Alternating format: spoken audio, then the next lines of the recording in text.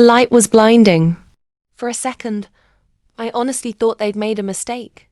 Mr. Davenport adjusted his glasses. This proposal was submitted under the name L. Harper. It took us a week to realize that L. Harper is Harold Harper's daughter, Lena Harper. A wave of whispers rolled across the room. My dad's jaw tightened. There must be some confusion, he said into the mic, forcing a laugh. My daughter doesn't work in corporate compliance. No, Davenport replied calmly. She works in housing law. Every pair of eyes turned to me.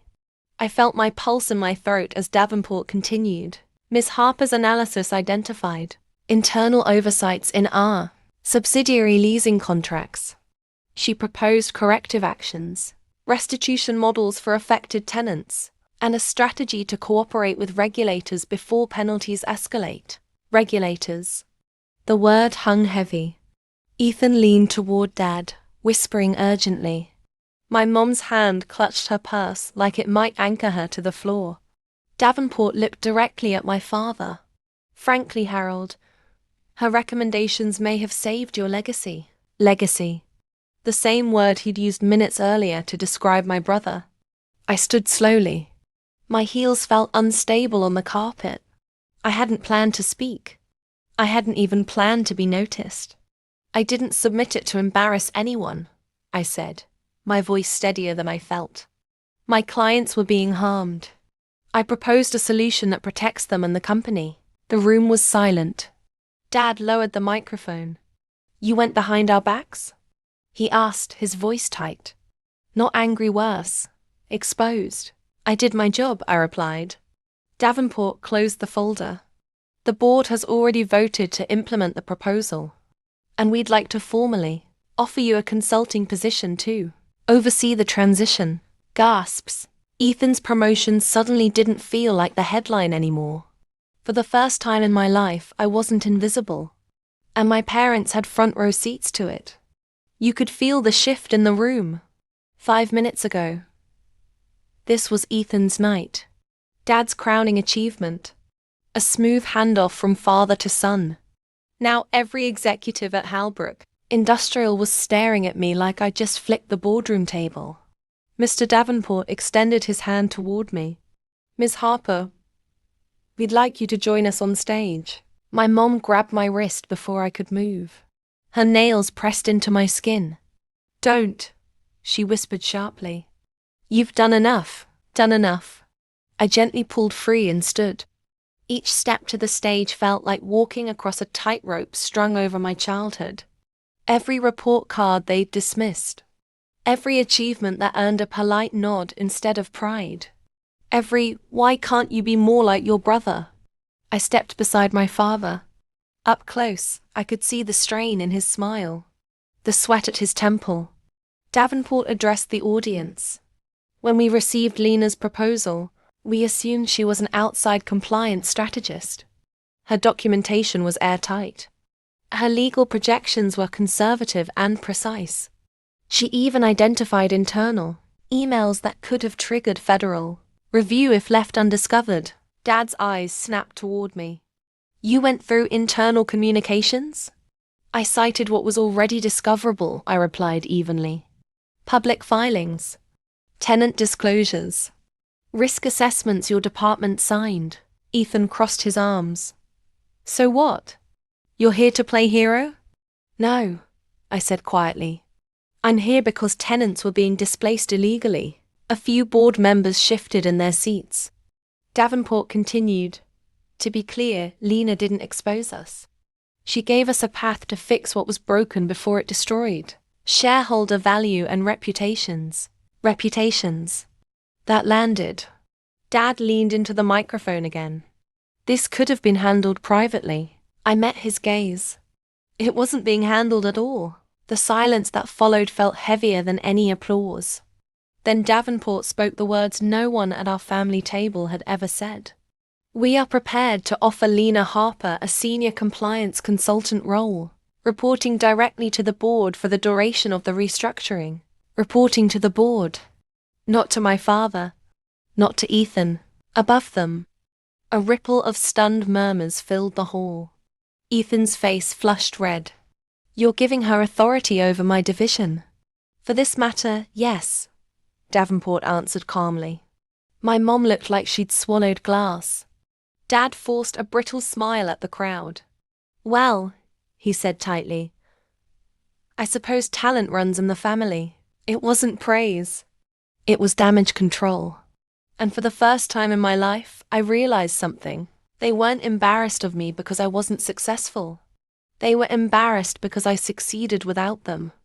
And now, I had the folder that could rewrite everything. The applause that followed was scattered. Polite. Uncertain. The narrative had cracked. Dad's retirement dinner ended early. Executives clustered in tight circles, whispering about exposure windows and federal triggers. Ethan stormed out before dessert was served. I didn't chase him. Instead, Mr. Davenport asked if I could stay for a brief meeting upstairs. "Just a preliminary discussion," he said. Dad insisted on coming. So did Ethan. We ended up in a private conference room overlooking the city skyline. The gold celebration lights downstairs felt like they belonged to a different universe. Davenport closed the door. The warmth from the banquet hall vanished. "This isn't personal," he began. "But the board is concerned." Dad folded his arms. "Concerned about what?" "About documentation," Davenport replied. "Lena's proposal references risk assessments signed under your supervision that were never escalated." The air shifted. Dad's voice hardened. "Those assessments were preliminary. They were marked urgent," I said quietly. Ethan slammed his hand on the table. "You went digging for leverage." "I went digging for facts," I answered. Davenport slid a copy of my proposal across the table. Sticky notes marked key pages. "The issue isn't that Lena found the gaps," he said. "It's that regulators would have." Dad stared at the pages like they were written in a foreign language. "I was planning to address it next quarter," he muttered. "Dad," I said softly, 10 families were already displaced." Silence. For a split second, I saw something crack behind his eyes, not anger. Fear. "Are you accusing me of negligence?" he asked. "I'm saying you ignored warnings." Ethan scoffed. "This is unbelievable. She works against corporations for a living. Of course she wants to paint us as villains." "I don't work against corporations," I shot back. "I work for people who don't have one." Davenport held up a hand. "Enough. The board's position is simple. We adopt Lena's restructuring plan immediately. Full internal review. Voluntary restitution. Transparent cooperation. And if we don't?" Dad asked. "Then we risk subpoenas."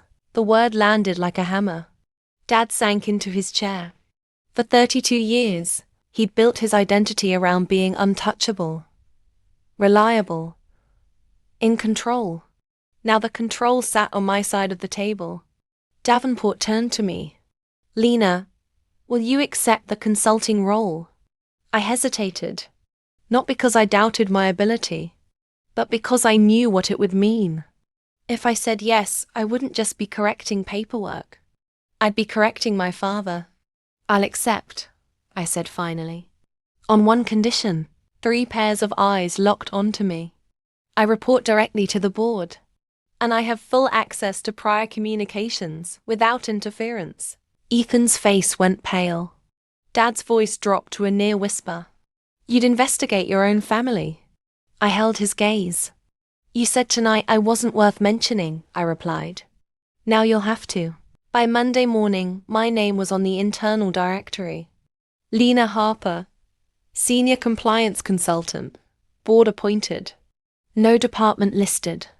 No supervisor. Just the board. The irony wasn't lost on anyone. When I walked into Halbrook's headquarters for the first time as more than Harold's other child, conversations stopped. Eyes followed me through the glass corridors. Some curious, some resentful. Ethan was waiting in Dad's old office. He didn't offer me a seat. "You're enjoying this, aren't you?" he said. I'm doing my job. You humiliated him. I responded to a public comment, I replied evenly. He humiliated me first. His jaw tightened. You think you're better than us because you help tenants fight corporations. I think accountability matters. He laughed bitterly. You have no idea how this place works. I do now. Over the next 2 weeks, I reviewed thousands of emails, lease agreements, and internal memos. Patterns emerged fast. Risk flagged, delayed, reworded, buried. Dad hadn't created the system, but he'd protected it. The hardest file to open wasn't financial, it was an email chain from 8 months ago. A junior analyst warning that eviction notices were being processed without proper inspection documentation. Dad's reply was brief. Handle internally. No escalation needed. I stared at the timestamp for a long time. That was the month Mom told me at dinner. Your brother handles real responsibility. You just argue in courtrooms. Real responsibility. That afternoon, I requested a formal interview with Harold Harper as part of the review. He showed up in a suit, even though he'd technically retired. Is this necessary? He asked quietly once the recorder was on. Yes, the word felt heavy but steady. I asked about the flagged reports. The delays. The instructions not to escalate. He tried to frame it as strategic timing. Corporate pacing. Optics. But when I mentioned the displaced families by name, his voice faltered. You're making me sound criminal, he said. I'm documenting decisions, I answered. When the session ended, he didn't stand right away. I did everything for this family, he said without looking at me. Everything. I swallowed. I know. Then why does this feel like betrayal? Because you never saw me until I became a threat, I thought.